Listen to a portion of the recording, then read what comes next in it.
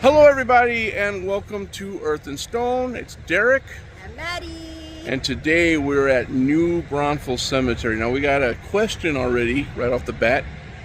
We see this historic marker here, but there's one way over there. So we're wondering, why are there two historic markers in the same cemetery? Is it two separate cemeteries? Don't know.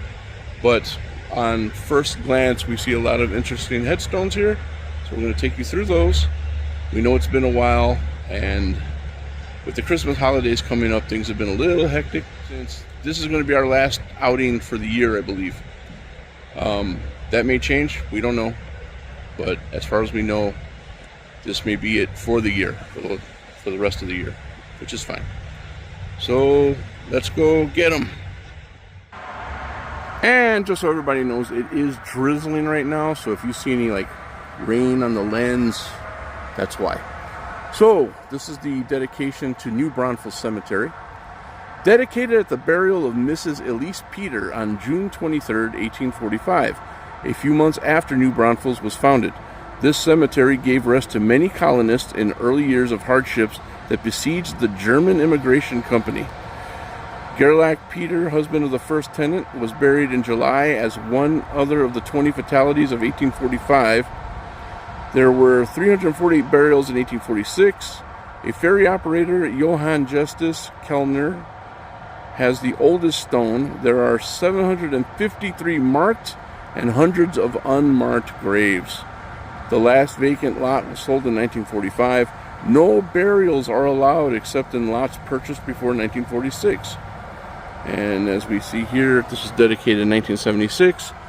So when we drove in, we saw this here, which is a project they have going on called Field of Graves. So we're wondering, is this how they're going to sell newer lots? Don't know. We have nobody here we can ask. There's no main office here.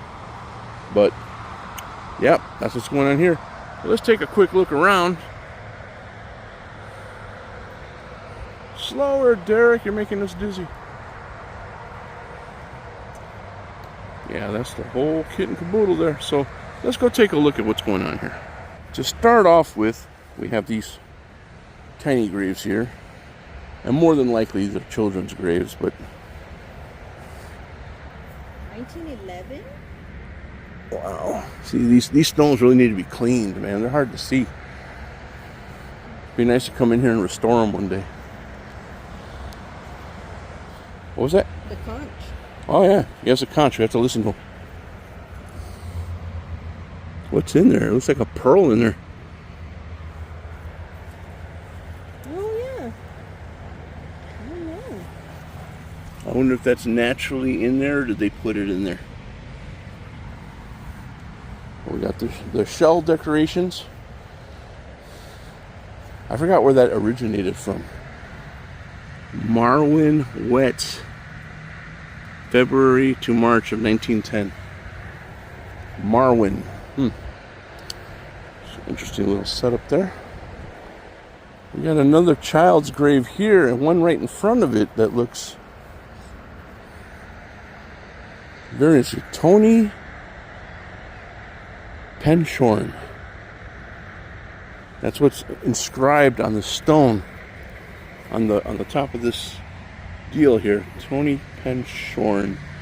But the grave, oh no, it does say Tony.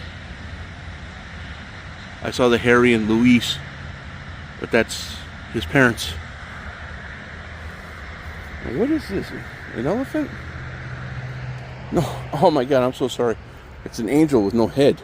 I thought it was an elephant. I thought this was the trunk. Okay, I've officially lost my mind. I drank coffee before I came out here to wake the hell up, and I still feel like I'm kind of dazed. Now this is the one that was in front that caught my eye. Kern, because this, well, it feels pretty solid, but it looks kind of like a sarcophagus. Kind of. Is there a seam there? No, that's seamless. So, no, it's just a headstone.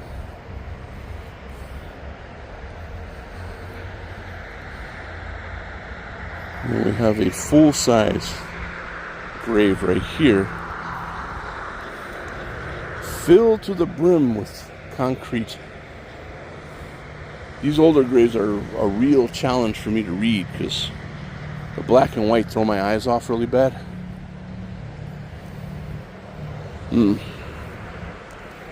There's a double lot right here.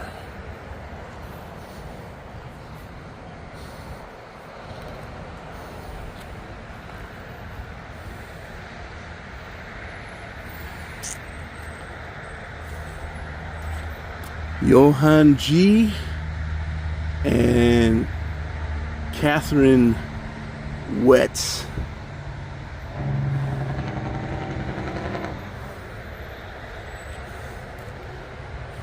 We have suffered. Huh.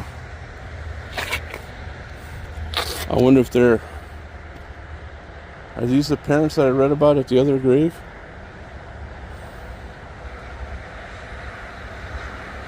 I don't know. We have Louis Schroeder here, who passed away in 1901. A baby that was unnamed, who died in 1901. So my guess would be that's the mother. She died during childbirth, which I'm sure wasn't uncommon for that time to pass away during childbirth. I mean, didn't have the medical advances we have now, of course. These are, from a distance, I thought these were full of water. They're like pools. I wonder if they're like shirts of Shirts, Texas. Probably, more than likely. Especially with graves like this. Robert and Clara. They were both born in 1890. Passed away about the same time. And Clara died kind of young. 1890 to 1932. So what, 42 years? Wow. But these deals here, I don't know if there's water on that and that's why it's so shiny, or if it's just made like that.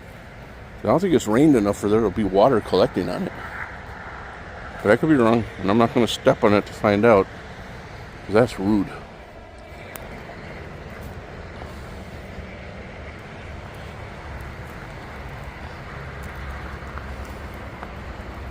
Lawrence Dawson passed away in 84, and Lorna Schurtz Dawson passed away in 2016.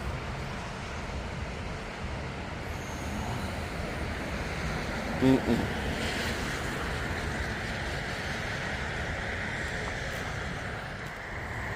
got a little row of shamrocks here, all the way up to the bench. And these obviously belong to Siebert because there's shamrocks right there. A shamrock. A 3-leaf clover. Burbert and Margaret Siebert.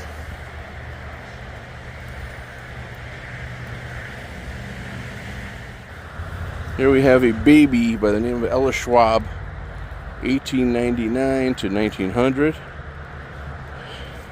That's a fairly sizable grave for a baby, but headstone says it's a baby, so there you have it. Mickish, I guess.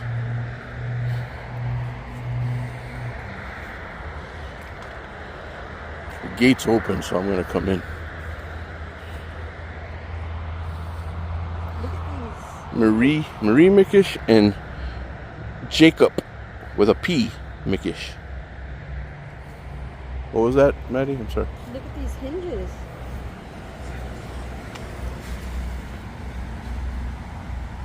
Yeah. And we've seen a bunch of them, but I've never seen them with this. No, not with the little grate on the end, little post. I mean, it's rusty as all get out, but seriously, it's not. That little lever there, it doesn't reach anymore. It's supposed to go in here. This is very well kept for being so old. Uh-oh. We have a grave over here. Looks like somebody tried to open it.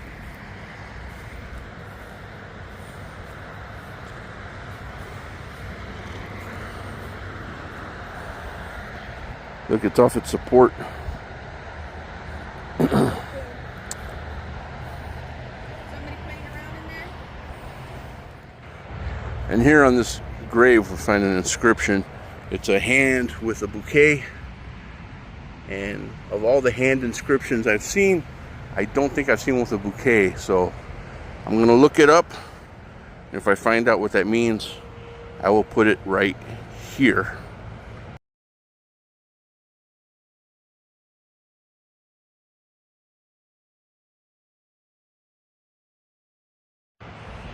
There. Did we learn something? I did.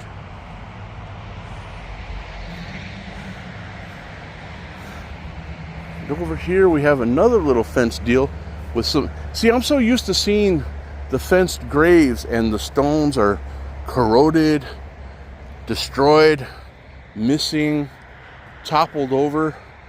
But these, as you can see, they've been here a while, but all these headstones, minus the top of that one there, are pretty much intact.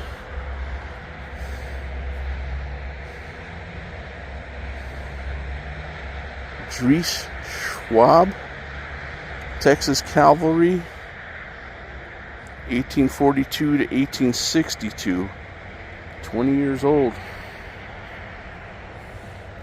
Again, here we go with the inscriptions. I can't read, they're so worn out.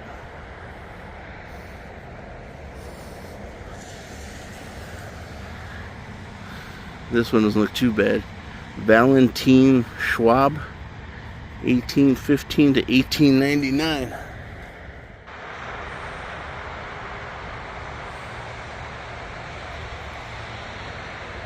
To the memory of the beloved husband, father, brother, James Ferguson.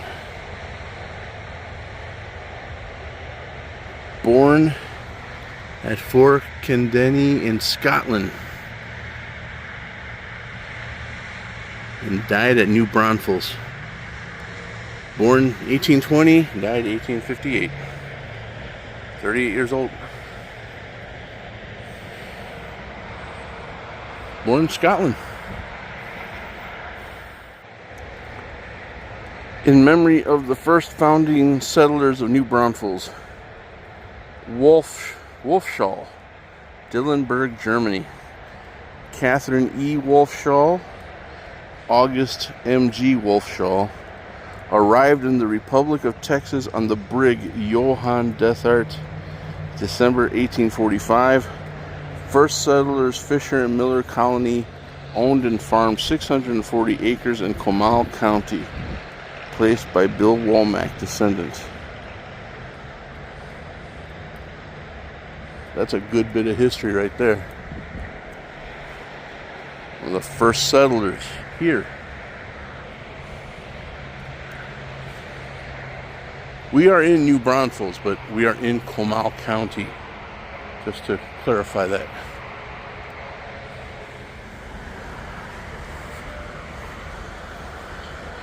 Valentine seems to be a common name. See, here it is again. Valentine Schumann. And Frau Maria Schumann. Frau, yes. German. Most definitely German. Seems like all these graves are tilting to one side. Very big on covering the graves too. Look at this. The headstone's embedded in cement. With the shaking hands. Katerina Simon.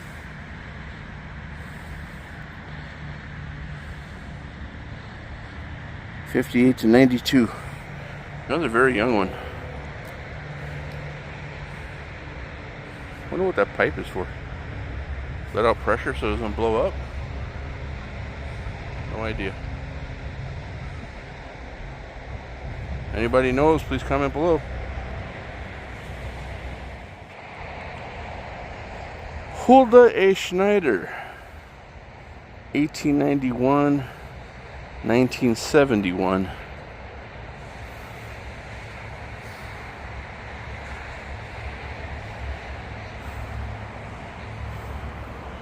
And here we have one that's broken. A broken headstone with the shaking hands on it. This doesn't look like it'd be too hard to fix. Just need some clamps and I guess some cement of some sort, concrete. Patch it right up, sand it out.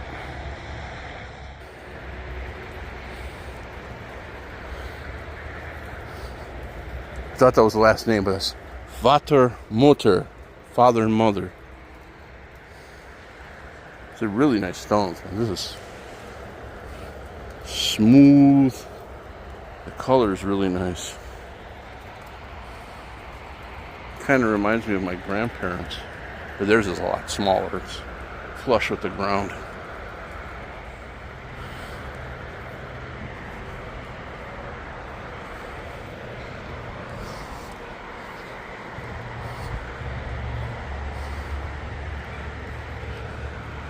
There you go. This stone broke off, obviously, and they planted it right down here in the dirt, so no more falling. Caroline Fensky.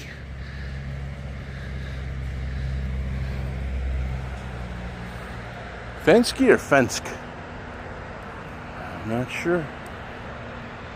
Not sure. Here we have a little twofer. We got the fenced grave and decorated in the shells with the hand symbol, the shaking hand symbol. Christian Stolt?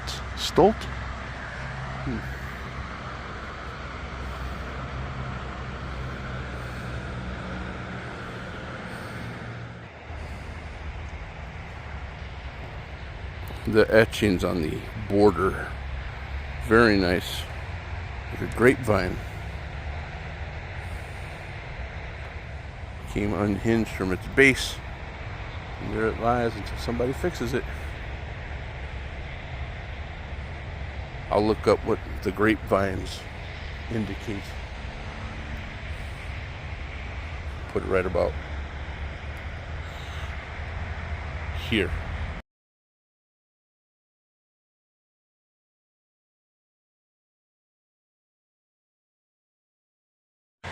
And here's that second historic marker we had pointed out.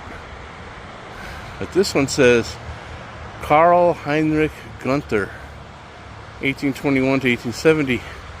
Born in Prussia, Karl with a K, Heinrich Gunther, immigrated to Texas in 1845.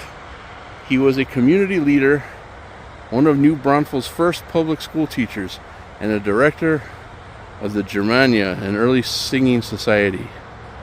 In 1854, he was elected president of Staatssangerfest, State Singers Festival, a statewide meeting of German political groups. They adopted an anti-slavery platform which represented an unpopular position in Texas. Gunther was among German Texan leaders who allayed fears of disloyalty, and despite his leanings, he joined the Confederacy, becoming a captain. After his death, his wife, Margaret Schertz, with whom he had 6 children, continued their brewing business.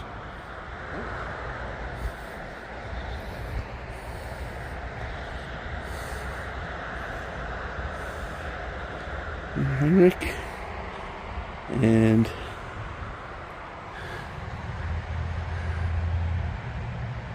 Margaret Gunther. Very elaborate stone. Looks like a chess piece almost. Like a rook. This looks like a pawn. I'm not saying that's what it is. It's what it looks like to me. Or is it king and queen? No. This is the male grave. So couldn't be that. In memory of Martin Johann Dittmar. August 4th, 1803.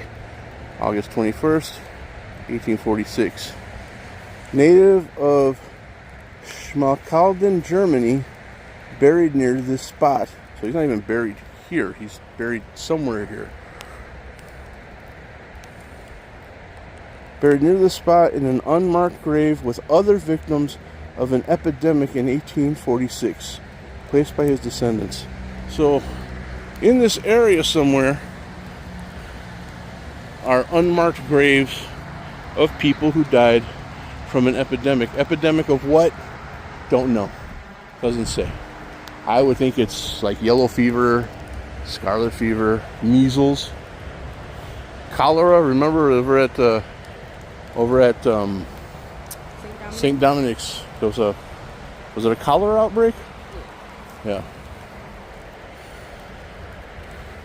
I'll have to look up the history on that. Guys, we're going to be completely honest here. The more we look around, the more the graves start to repeat themselves. The stones start to look the same. So we pointed out the most interesting ones. After that, you get a lot of repetition. A lot of repetition. So instead of dragging you through all that, we're going to cut this one short and move on to the next one. And until next time, I'm Derek. I'm Maddy. Positive vibes.